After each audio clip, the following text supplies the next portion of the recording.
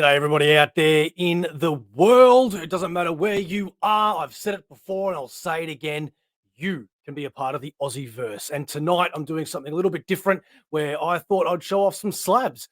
I don't have many anymore. I've sold most of them off. But when I did sell them, I decided to keep just a few that really meant a lot to me, or a couple that I thought were really cool anyway.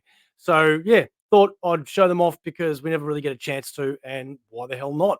The first one I do want to show is a birthday present that I got from my main man, Trent Giffening.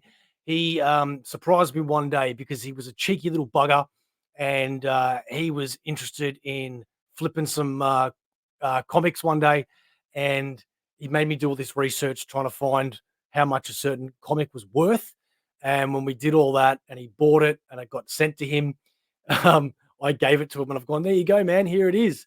And he straight away turned around to me and he goes, no, there you go. Happy birthday. And it really blew me away because not only the gesture, but it wasn't a cheap book either. So this one, Amazing Spider-Man 300, will always be in my collection. I do plan on changing it from a soft slab to the normal hard slabs that you do see, but still, first appearance of Venom. For those that know me, know I'm a big Venom fan. So this was just an amazing, amazing present, and I'll, I'll, I still can't believe I got that. So that's the first one that I have here. Amazing Spider-Man 300 in an 8.5.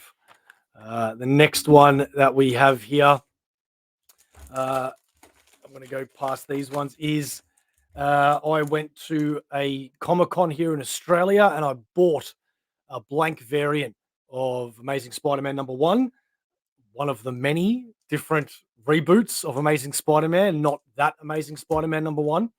And the artist known as Mike Choi was there, and I got him to scribble me up a Venom.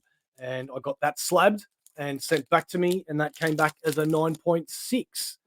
So there's his doodle that he did for me. And yeah, what's special about this issue apart from being #1?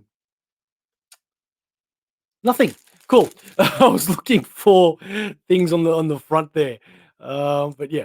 So there you go. Amazing Spider-Man #1 with my own little commission from MC. Let's just call him because I'd never get that last name right. And it's a shame because if you ever want to resell things, don't put your own name on them because people won't ever want to buy them. So that'll be in my collection forever too.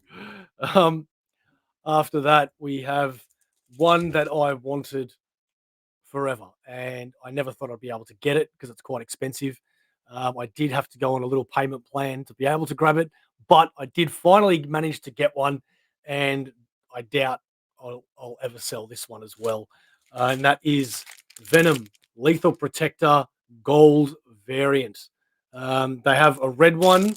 Do I still have that one? No, I don't. I sold the red one. They have a red one, they have a gold one, and then they have a rare black one as well. The black one I've actually never seen, apart from pictures of it. Never seen one for sale. This I've seen for sale, not very often, but a couple of times. A couple of other people I know have got one. But yeah, that's pretty cool to me, and that's a 9.0 as well.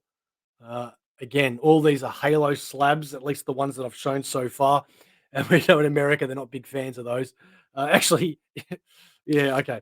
And yeah, I was going to stop my thought there. Next one is two very important issues to me. One of them is my favorite issue of any comic of all time, and it's because of what happens in here, and that is Spectacular Spider-Man #200 in a 9.2. This issue meant the world to me growing up. Very, very emotional issue. Something happens in it that was later retconned, which really hurt because it takes away a little bit of this. But yeah, man, like this isn't a very expensive book at all. Really not at all. But very, very important emotional issue to me, and it always stands out in my collection. So I'm very grateful to be able to have that one. Um, Man, I love this era of Spectacular Spider-Man, and I can't wait till I make omnibuses of that one day.